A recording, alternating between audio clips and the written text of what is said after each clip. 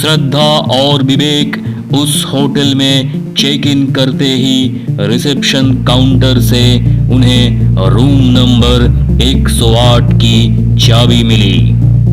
तभी विवेक कहता है, कोई और रूम नहीं है? ये 108 नंबर रूम ही क्यों दे रहे हो? श्रद्धा कहती है, अरे क्या हो गया तुमको? रूम नंबर 108 है तो इसमें इतनी घबराने वाली क्या बात है? विवेक डर रहा था।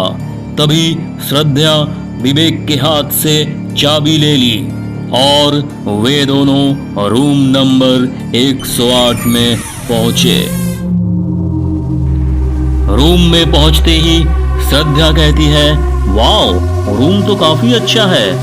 बस अब कुछ खाने को ऑर्डर कर देती हूँ, बहुत जोरों की भूख लगी है। ये कहते हुए श्रद्धा ने रिसीवर उठाया और रूम सर्विस को ऑर्डर दिया। उन्होंने श्रद्धा को मेनू बताया और श्रद्धा ने ऑर्डर दे दिया। फिर दोनों बैठकर बातें करने लगे। कुछ देर बाद डोरबेल बजी और श्रद्धा ने उठकर दरवाजा खोला।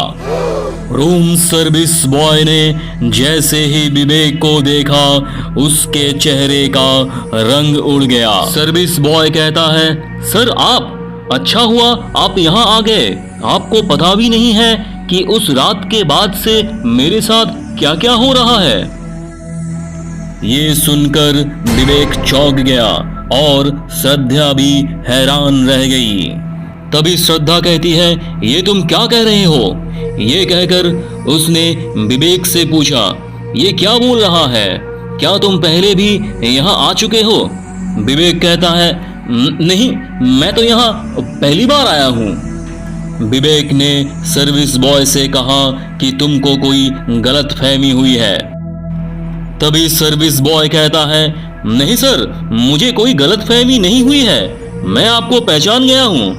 विवेक ने उसकी बात को वही काट कर उसे डांटते हुए कहा, तुम खाना देकर यहाँ से जाओ, नहीं तो मैं अभी मैनेजर से कहकर तुम्हारी याददाश्त ठीक करवा दूंगा।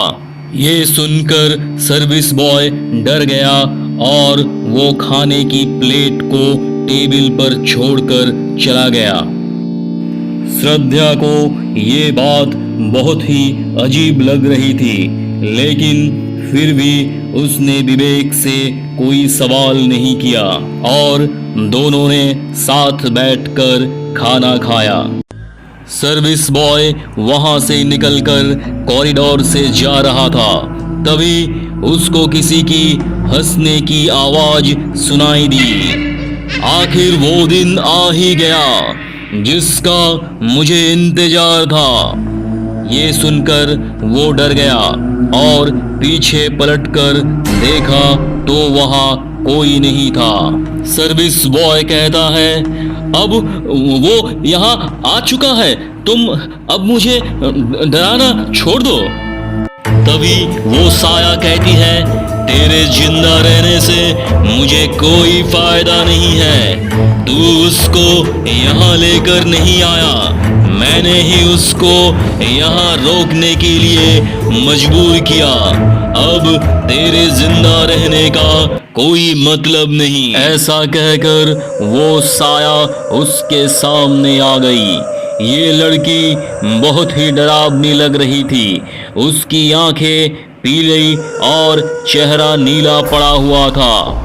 सर्विस बॉय चिल्लाया, लेकिन अगले ही पल वो लड़की उसका गला पकड़ लिया और उसे जमीन से ऊपर उठा दिया। उसके पैर हवा में छटपटा रहे थे और सांस खींचने लगी थी। तभी एक झटके के साथ वो लड़की ने उसकी गर्दन घुमाई और धड़ से अलग कर दी।